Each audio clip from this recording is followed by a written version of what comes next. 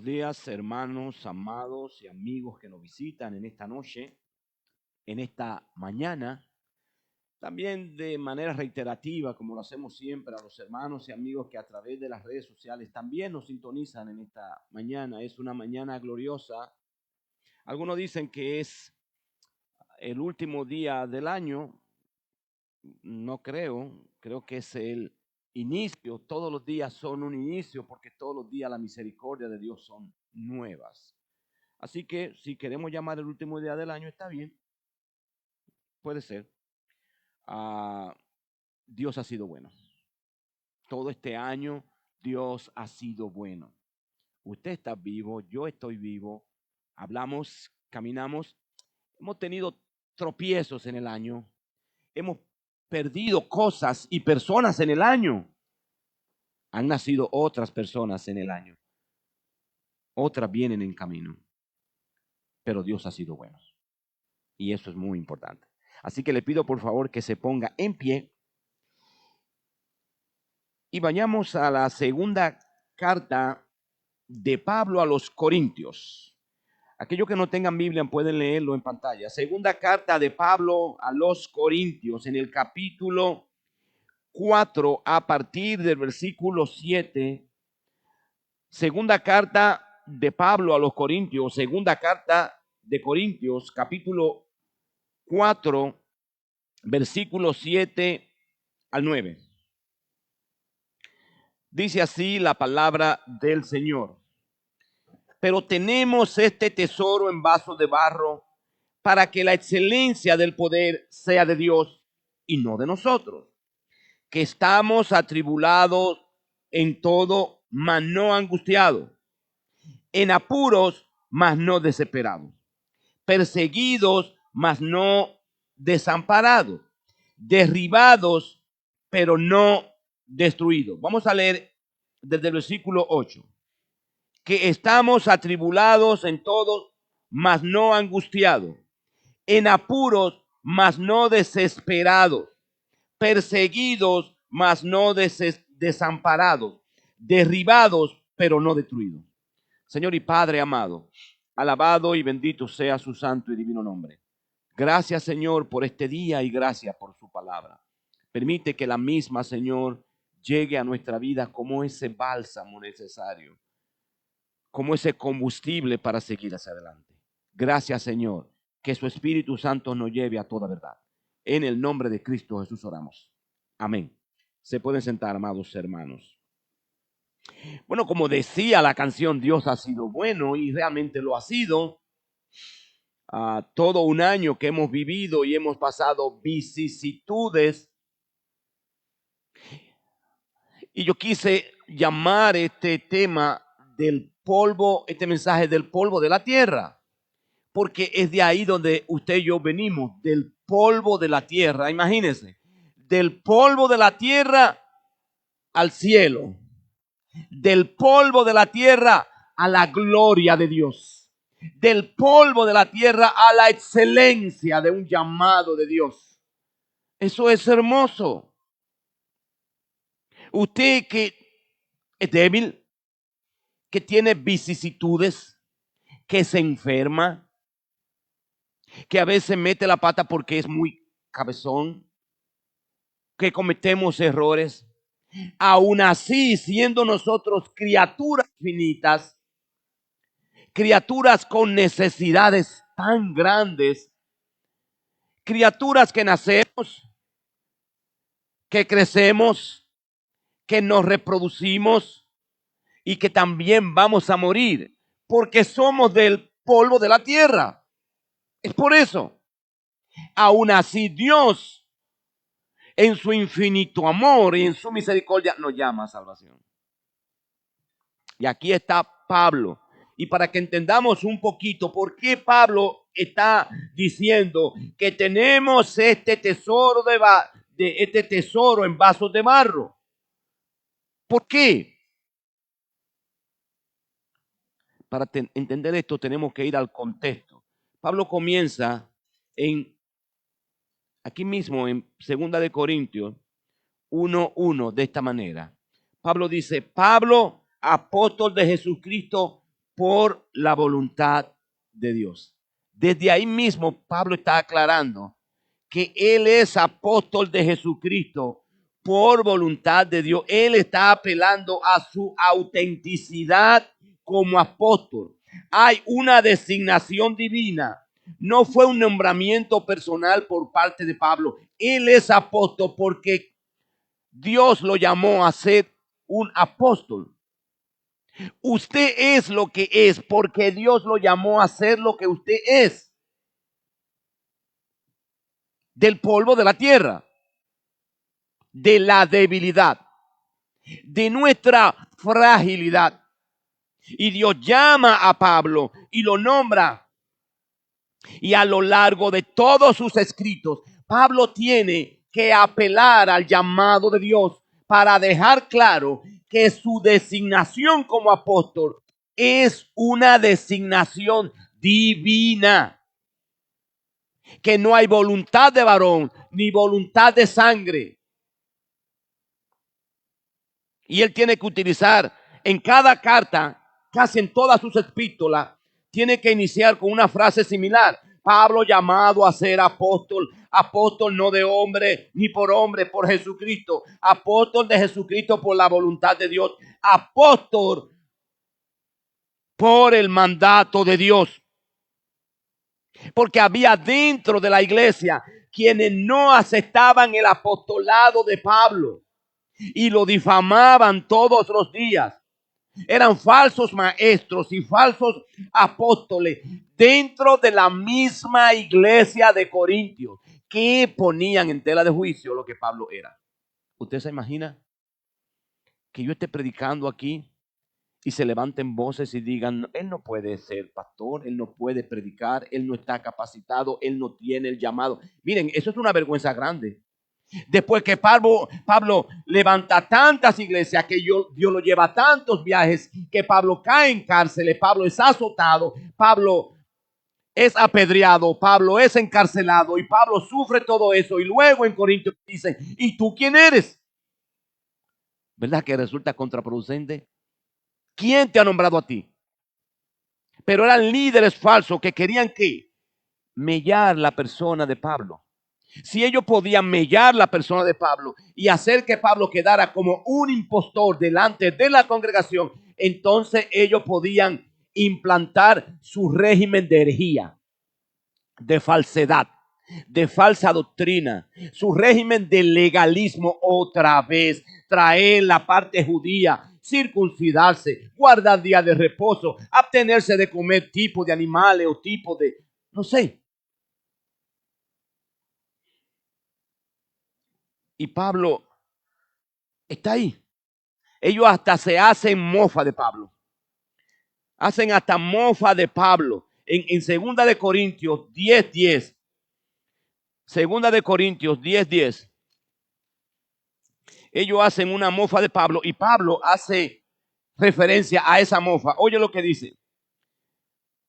Porque a la verdad dicen, eso es Pablo diciendo, las cartas son duras y fuertes, mas la presencia corporal débil y la palabra menospreciable. Eso es Pablo diciendo lo que ellos dicen de él. Ellos dicen, miren, este que escribe cartas, son cartas demasiado duras. Lo que quiere Pablo, dicen ellos, es asustarnos, atemorizarnos para que lo aceptemos a él como líder.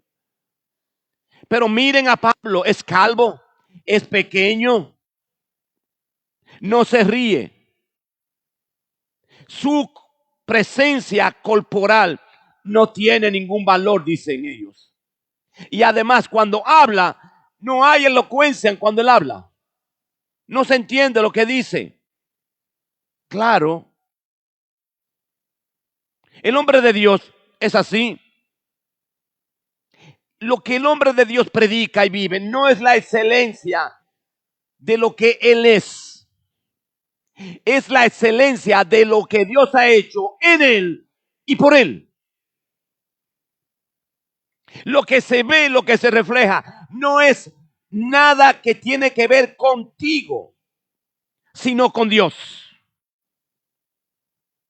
Si hay belleza en mí, si hay parecer en mí, si hay elocuencia en mí, si hay todo tipo de conocimiento, verdad, todo, no es por mí, dice Pablo, es por lo que Dios ha puesto en mí. Tome a Cristo. Si usted toma Isaías 53, dice, no hay parecer en él, ni hermosura en él, como raíz de tierra seca. Era Cristo una raíz de qué? De tierra seca. Era uno entre muchos. Por eso Judas tiene que darle un beso, porque era tan parecido a los demás que Judas tiene que darle un beso para que, es este, para que le conozcan. Y Pablo, y ellos le dicen, mira, este hombre, sus cartas son fuertes, la presencia corporal de él es débil. Dicen que tenía la ceja entrecruzada. Ellos decían que tenía la ceja entrecruzada. No había un espacio en su cara. Y que tenía el ceño aquí, lo tenía muy marcado de tanta preocupación. Claro, tanta preocupación estando preso, azotado, apedreado, martirizado, dejado náufrago, de aquí para allá, con problemas de adentro, problemas de afuera, problemas de los judíos. Y donde quiera que había, era problemas. Tenía que tener el ceño aquí, un cuadrito, línea tenía que tener aquí de la preocupación.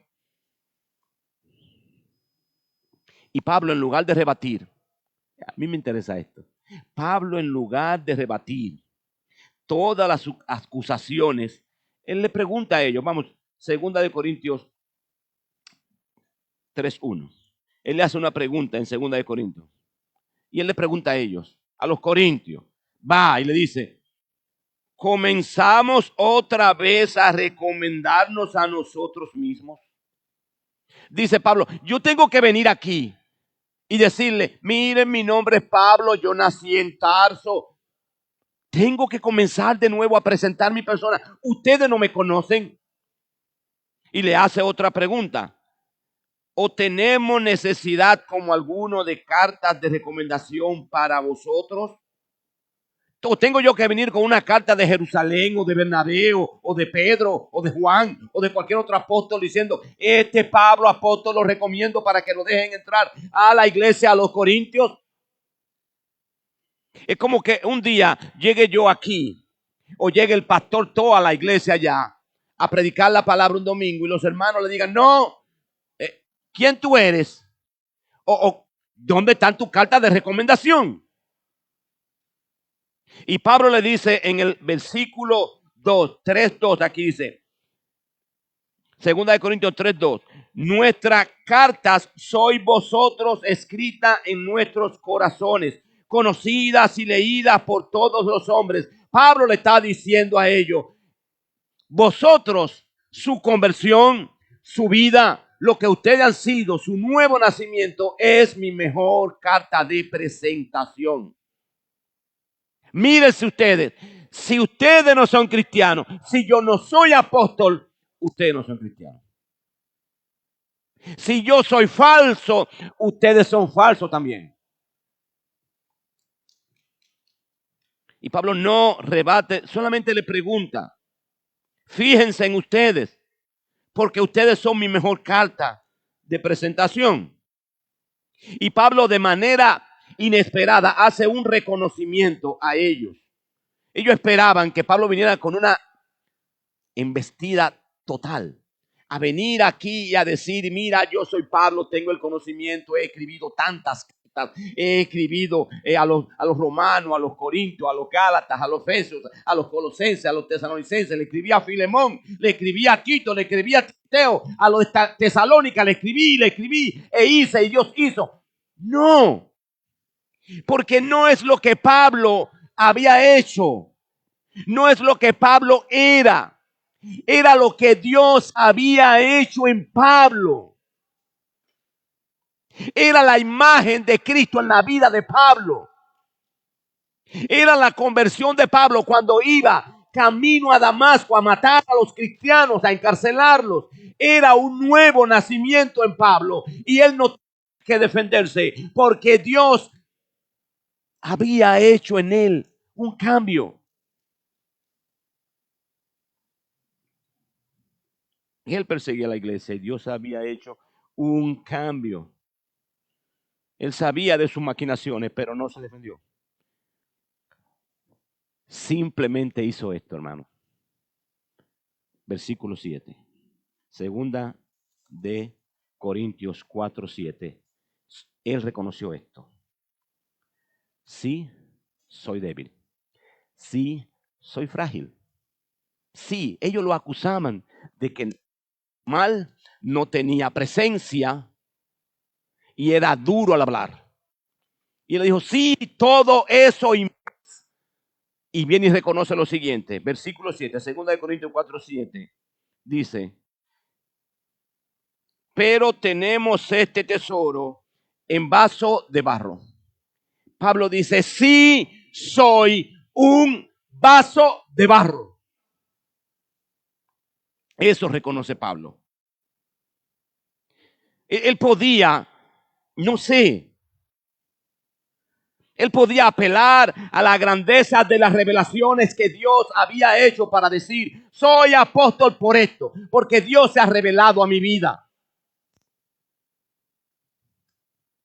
Soy apóstol porque cuando iba a Damasco tuve un encuentro con el Señor Jesús. Soy un apóstol por todas las maravillas que he visto en mi vida hacer por Dios, por los milagros y prodigios que Dios ha hecho a través de mí. Él podía apelar a cualquier cosa para decir, soy apóstol, pero en vez de eso, él reconoce su debilidad, su incapacidad.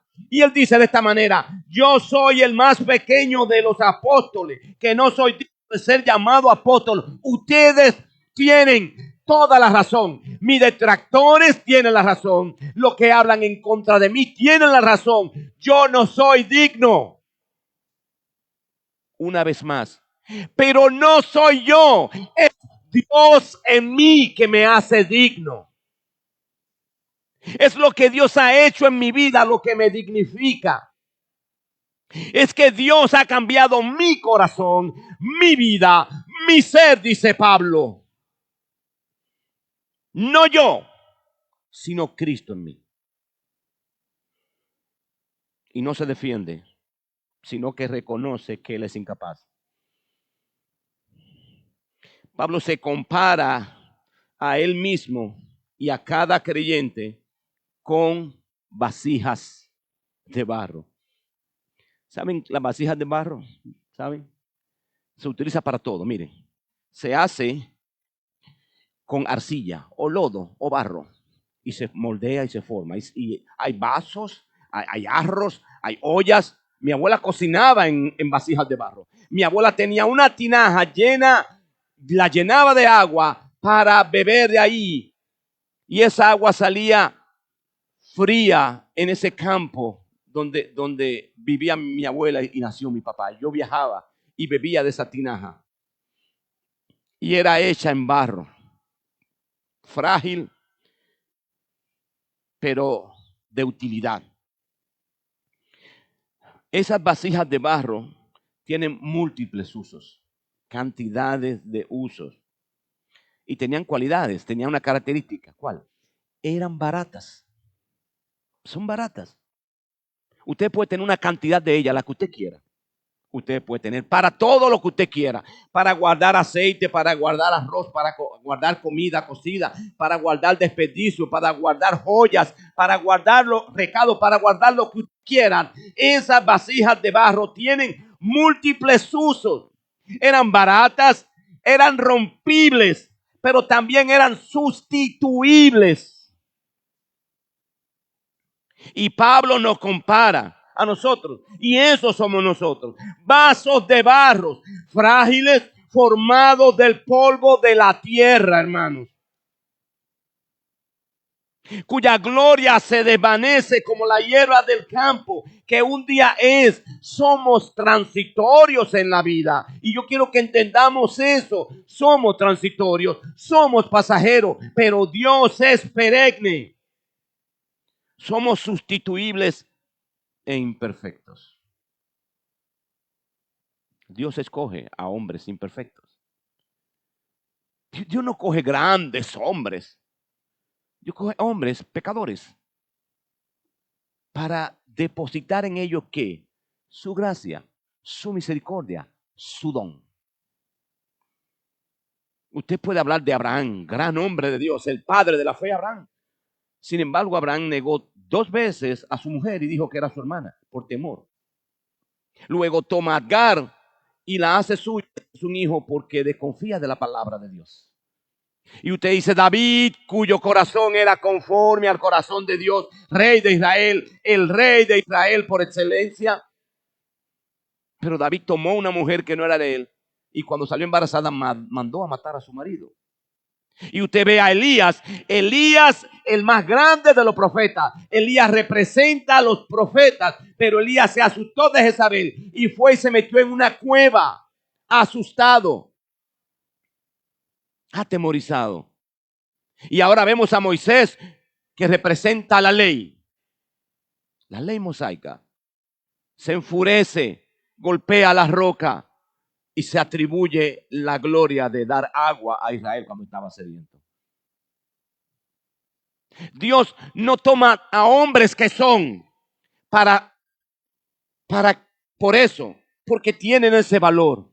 Dios toma lo que no es para hacer lo que es. Dios toma a una persona que no es nada para encumbrarlo y darle valor. Cuando Dios toma a un hombre es porque este hombre no tiene valor. Debemos entender eso. En 1 Corintios 1, 26 al 29, él habla de la escogencia que él ha hecho de los hombres. 1 Corintios 1, 26 y 29. Así dice la palabra del Señor. 1 Corintios 1, 26 al 29. Si lo tienen en pantalla, primero lo pueden ir leyendo. Yo lo voy a recapitular. Dice así. Pues mirad, hermanos, vuestra vocación, que no sois muchos sabios según la carne, ni muchos poderosos, ni muchos nobles, sino que lo necio del mundo escogió Dios para avergonzar a los sabios, y lo débil del mundo escogió Dios para avergonzar a los fuertes, y lo vil del mundo y lo menospreciado escogió Dios, y lo que no es para deshacer lo que es, a fin de que nadie se jacte en su presencia. Dios toma a esos hombres. Abraham estaba en Ur de los Caldeos metido y lo llama. Ahora, ¿sabe qué? El primer requisito para hacer una vasija de utilidad para Dios, ¿cuál es? Mateo 5:3, por favor. Ahí está. Mateo 5:3. Ahí está el primer requisito para hacer una vasija de utilidad para Dios. Dice ahí, bienaventurados los pobres en espíritu. El Señor pudo haber comenzado con cualquier otra palabra, con cualquier otra expresión. Es el primer sermón conocido del Señor y está encallado ahí al inicio del Evangelio del Nuevo Testamento. Pobres en espíritu, los que ven su bancarrota espiritual, los que no traen nada delante de Dios, sino que caen al piso, levantan la mano para recibir de Dios todo. Tenemos que quebrantarnos. Tenemos que quebrantar nuestro corazón. Porque no nos podemos ver fuertes a nosotros mismos, ni tratar de ser autosuficientes. Y aquí somos fuertes y hemos conseguido y hemos hecho y hemos traficado y hemos andado y ya tenemos. No. Quebrantamiento de espíritu, hermano. Es el primer requisito. Es el quebrantamiento del corazón de una persona que no ve nada en él y lo ve todo en Dios. Y de todas las cosas que Pablo pudo utilizar para asemejar al creyente, creo que la vasija de barro es la que más se conforma a nosotros por 2 cosas. Primero, por la utilidad para contener cosas preciadas. Usted puede poner en una vasija de barro lo que usted quiera. Puede poner joyas, tesoros, valores. Puede poner comida. Puede poner aceites. Puede poner perfumes. Puede poner todo. Y hay un contraste entre el valor que puede poseer dentro esa vasija de barro y la fragilidad de la misma. ¿Por qué? Y Dios nos toma a nosotros. Número uno, por la utilidad, porque podemos tener todas esas cosas, pero también por la fragilidad. Nosotros somos cambiantes, somos frágiles. No somos fuertes en nosotros mismos. No, nuestra fortaleza es de Dios. Este no es un mensaje teórico que Pablo está haciendo. Algo teórico, no. Esta es la experiencia de vida de Pablo. Por eso Pablo dice claramente, de ninguna cosa hago caso ni estimo preciosa mi vida para mí mismo, con tal que acabe que la carrera con gozo, el ministerio que recibí del Señor Jesús, de dar las buenas nuevas. Pablo no se consideraba que su vida era preciosa para él. Ya él dice, no voy a defender más mi ministerio. No voy a defender más mi apostolado. Ya me cansé de tratar de convencer a estas personas que mi llamado es de Dios. Que yo he sido escogido por Dios desde antes de la fundación del mundo para ser apóstol. Que no lo merecía, sí no lo merecía. Que era perseguidor de la iglesia, era perseguidor de la iglesia. Que estaba equivocado, que cometo errores, dice Pablo, pero ya me cansé, no voy a luchar más. Y dice, de ninguna cosa hago caso ya. Ni siquiera mi vida la estimo preciosa para mí mismo. Y a pesar, dice Pablo, de mi condición, y a pesar de mi fragilidad, y a pesar de mi debilidad, y a pesar de todos mis defectos, y a pesar de mi poca capacidad, dice Pablo en 7, capítulo 2 de Corintios 4:7, otra vez vayamos allá, dice Pablo, a pesar de todo eso, tenemos este tesoro en vasos de barro. A pesar de todo eso, Dios puso su tesoro en nosotros. En usted y en mí. Tesoro de Dios. Ahora, ¿cuál es el tesoro? ¿Cuál es ese tesoro? ¿Cuál es el tesoro que Dios ha puesto en usted y en mí? El evangelio de la gracia de Dios. Pablo dice que Dios puso el más precioso tesoro en vasos proclive a romperse. Este es el tesoro que Dios vino al mundo y en la persona de Cristo Jesús. Y Juan dice, y vimos su gloria. Y que ese Cristo murió en la cruz y resucitó para perdonar los pecados y dar vida eterna a quien se arrepiente y crea. Ese es este tesoro del evangelio, de las buenas nuevas de salvación que Dios nos ha dado a nosotros para que prediquemos y para que la pregonemos a nosotros, hombres cambiantes, débiles, frágiles, que vamos a desaparecer un día. Este es el mensaje del evangelio, que revela las verdades más profundas que el mundo ha conocido. Verdades que producen una transformación desde la raíz en el hombre. Un nuevo nacimiento, un cambio, una regeneración, una nueva mentalidad, una nueva vida. Eso hace el evangelio, el poder de la palabra de Dios. que libera del poder del pecado y de la muerte. Nosotros somos recipientes del más preciado tesoro que puede existir, el glorioso mensaje del Evangelio.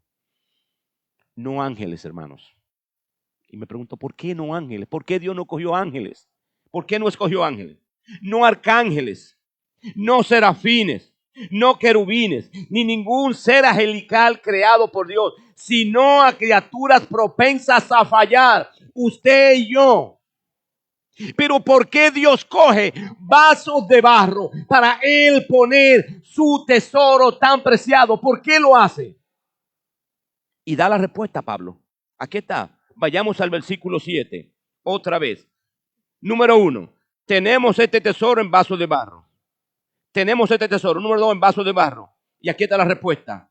Dios pone ese tesoro en vasos de barro para que la excelencia del poder sea de Dios y no de nosotros.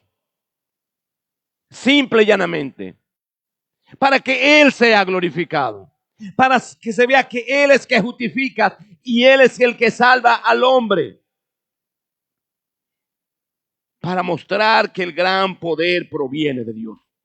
De manera que todo el mundo no nos vea a nosotros, sino que vea que la fuente del extraordinario poder es Dios.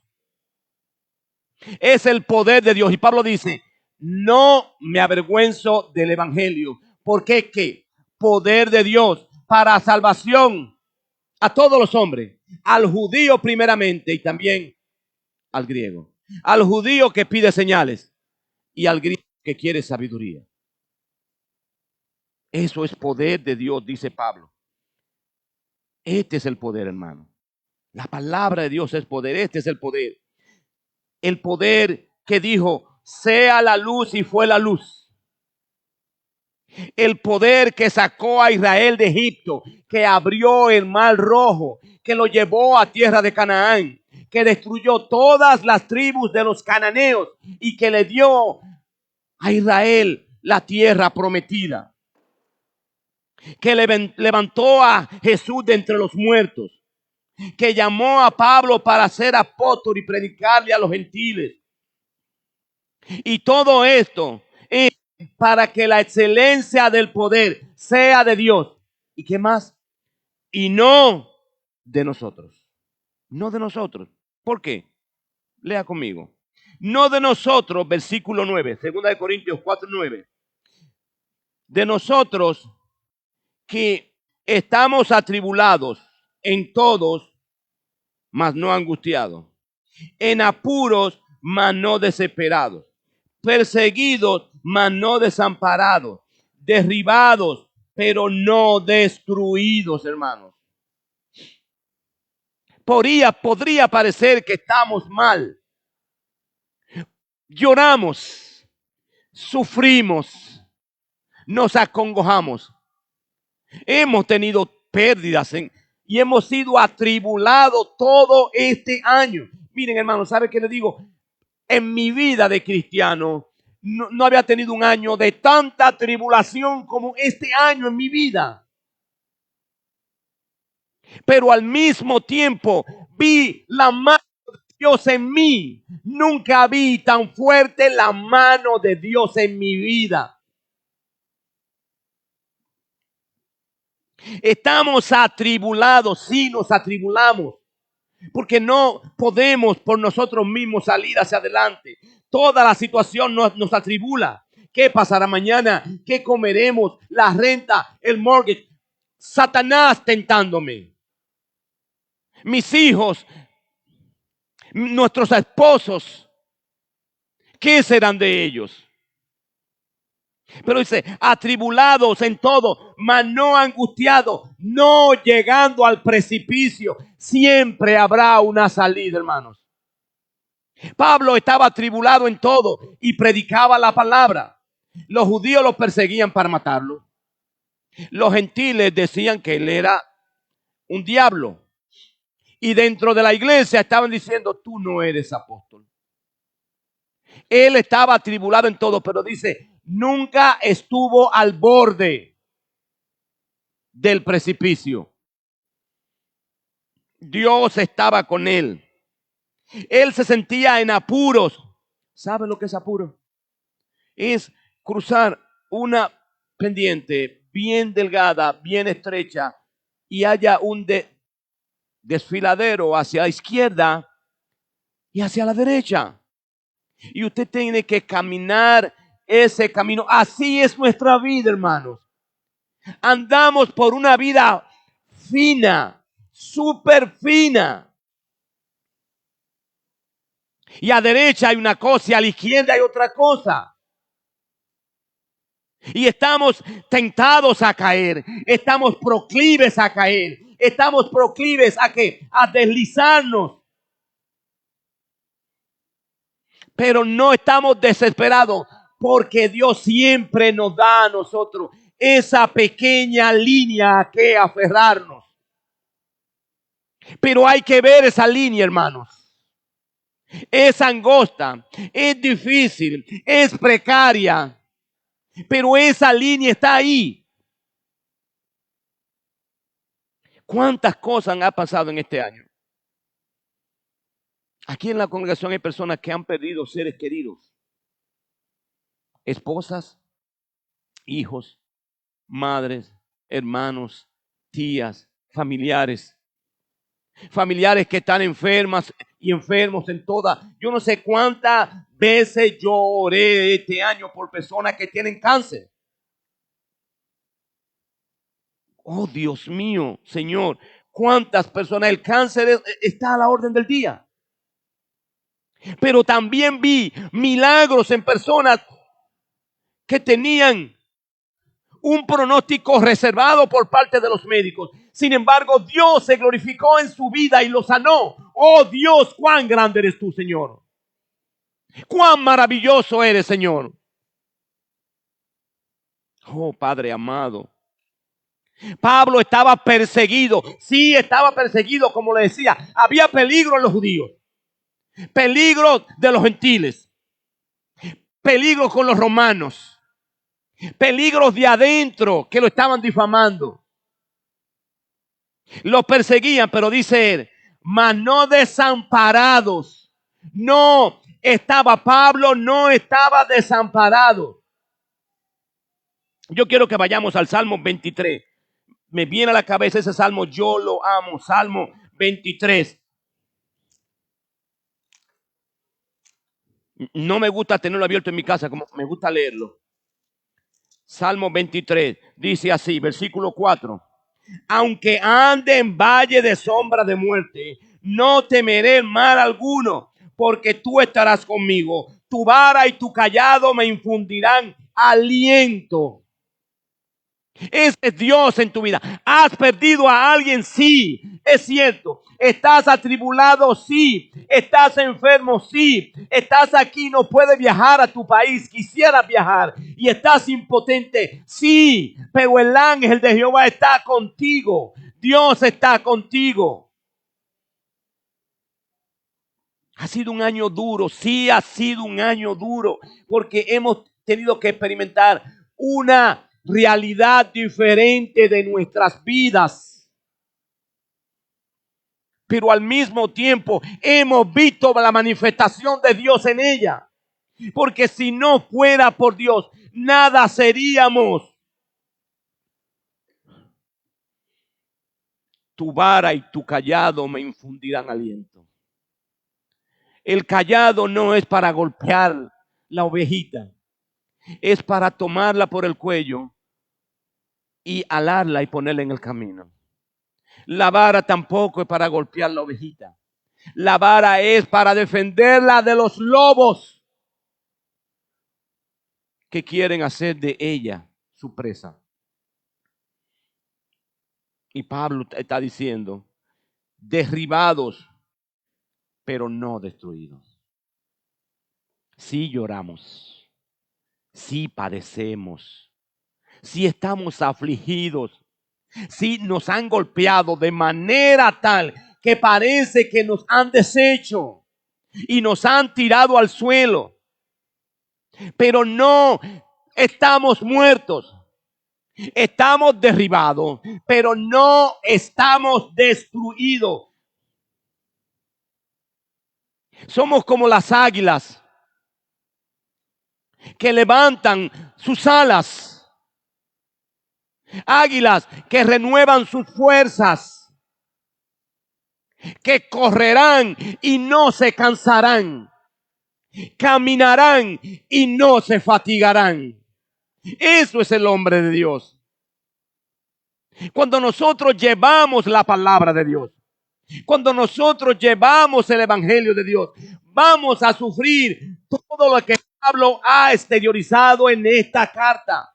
Nos van a perseguir, vamos a estar en todo tipo de tribulación, vamos a estar en apuro, vamos a estar perseguidos, vamos a estar derribados, pero no estaremos angustiados, no estaremos desesperados, no estaremos desamparados y no seremos destruidos, porque la mano de Jehová está sobre mí, sobre usted, sobre nosotros.